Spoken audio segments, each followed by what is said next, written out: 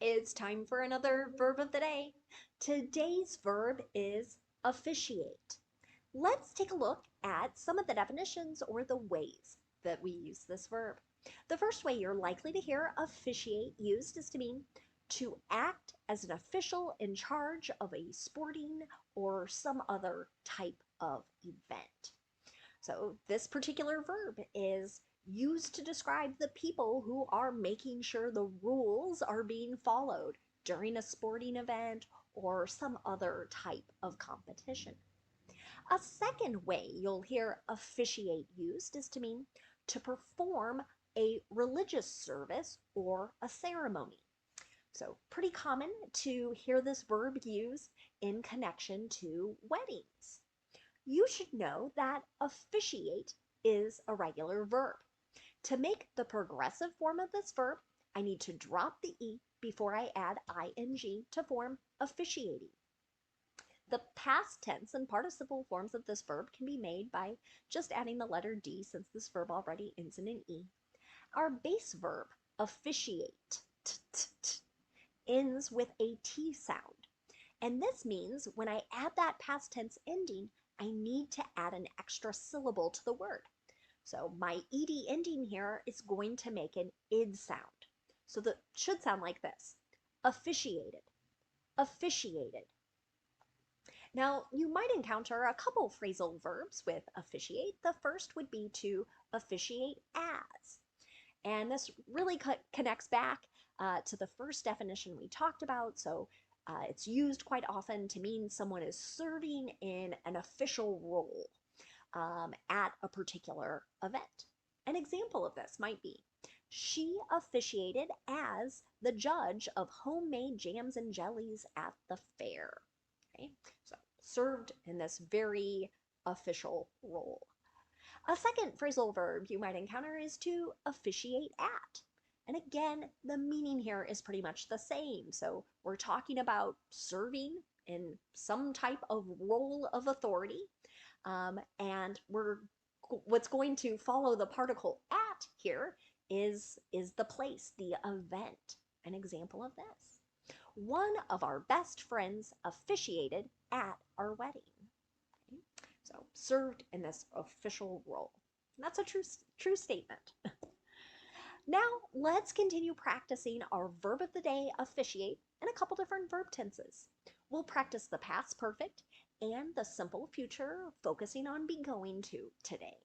Let's start with the past perfect. We use this verb tense quite often to note that a particular action occurred at some point before a time in the past or before another event in the past. To make the past perfect, our structure is going to stay the same no matter what our subject is. So I'll have my subject, then I'm going to use the past form of have, that's had, and then I use the participle form of the verb. Here's an example sentence. He had officiated nearly 400 international games before his retirement. I borrowed a sentence like this. I think it was talking about a particular football referee or official. We'll talk about that word in a moment. And again, we're noting that these actions were completed before the point at which he retired. Now, if I want to make a negative past perfect sentence, I'm going to have my subject, I'm going to have had not or hadn't, and then the participle. You can see that in the example. She hadn't officiated any weddings before today. Okay? So you're probably noticing this pattern of using before as a signal, again, to kind of stress what action occurred first. Let's look at making a yes or no question in the past perfect. To do this, I start with had, then I have my subject, and then the participle form of the verb. Here's another example. Had the women officiated men's games before the World Cup? If you followed the World Cup a few months ago, you might remember there were several women who were officiating. Right? And I heard a few people kind of like wonder about their qualifications and like had they had this experience prior to, and of course they had. Now let's talk about the simple future using be going to. It's common to hear be going to used with predictions as people talk about what they think is going to happen in the future. You might also hear it with facts, things that are going to be true in the future. You might also hear it to talk about plans.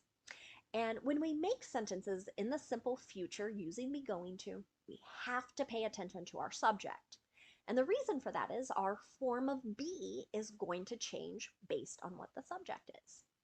So if my subject is I, what comes next will be am, going, to, and then the base verb.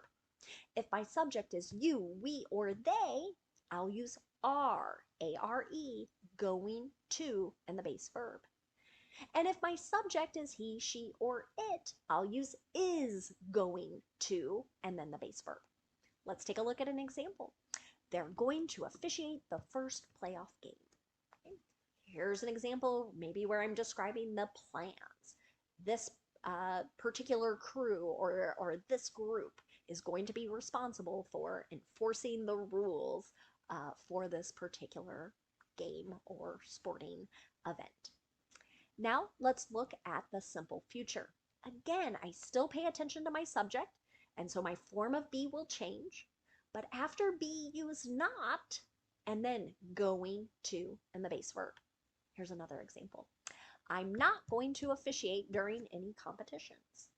Okay, so here again, maybe someone is expressing their plans not to do a particular action in the future. Finally, we can make yes or no questions with be going to by starting with the form of be that matches our subject. So we're starting with am, are, or is. Then we're going to have our subject, then going to, and the base verb. Here's my last example. Is she going to officiate your daughter's baptism? So baptism would be another religious observance. And so we would talk about the person who's sort of conducting that particular service. Now let's spend a moment talking about some words that are related to our verb officiate. And I think you've actually heard me use these words already today. So the first word we're going to talk about is the noun official. This refers to a person who holds a public office or has duties that we describe as official. So a little bit of a preview there. Official is also going to be an adjective. Okay? And you can see some of the definitions there. We'll look at that in just a moment. But an example of this might be U.S. health officials are urging more funding to create an Alzheimer's disease database. Okay? So here we're talking about groups of people who work within certain health agencies. They're holding this office. And as I mentioned before, official can also be an adjective. So this could be relating to some authority, a public body, and its duties, its actions, its responsibilities. An example of this, do you have any official permission to enter this room? So again, maybe connected to some type of government rule or law. A second way you hear the adjective official used is to mean employed by an authority or a public body in a position of authority or trust. So, an example of this, the official spokesperson provided explanation for the company's new policy. So, I probably should have said there, provided an explanation for the company's new policy. Right? So they have a position of authority to speak on behalf of the company.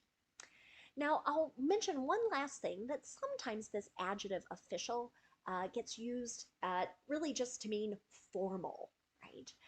So you might get an official letter. You might hear it used in that context as well. And that could even go back to our earlier definition, somebody who has formal duties. Okay? Thank you so much for watching today's video. I hope you all have a great day.